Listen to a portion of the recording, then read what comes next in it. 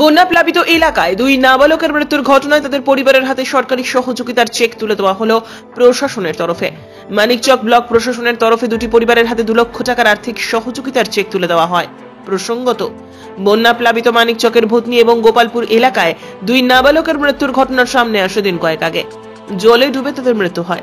সেই দুই পরিবারের হাতে রাজ্য সরকারের আর্থিক সহায়তার চেক প্রদান করা হলো বৃহস্পতিবার।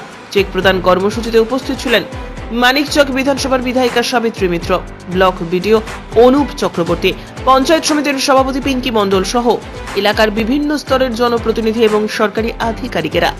2 লক্ষ টাকা করে আর্থিক সহায়তার চেক তুলে দেওয়ার পাশাপাশি ব্লক প্রশাসনের তরফে আরও বিভিন্ন সামগ্রী তুলে দেওয়া হয়। এই দুই পরিবারের পাশে প্রশাসন সব রকমভাবে রয়েছে বলে জানালেন বিধায়িকা সাবিত্রী মিত্র। এই বিষয়ে বিধায়িকা কি জানালেন শোনাবো আপনাদের।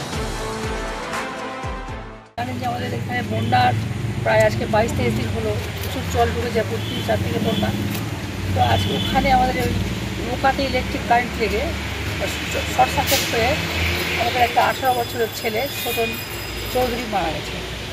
এবং আমাদের গোপালপুরে একটি 12 বছরের বাচ্চা কেমন করে শেখ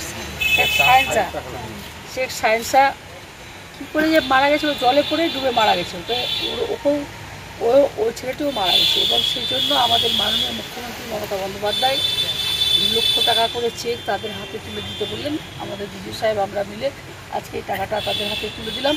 এবং যেগুলো আমাদের সামগ্রিক কিটস আছে, যা যা খাবার দাবার, যা যা চাল লাগবে সেগুলো আমরা দিদি সাহেব তুলে দিই। ও তো এই জন্য আজকে এখানে আমাদের আসা। এটুকুই বলবো যেন আর এরকমভাবে কোনো ঘটনা না ঘটে। এই যতদিন জল যাচ্ছে এটি অনেক মালদা থেকে পরিতোষ সরকারের প্রতিবেদন, নিউজ টুডে।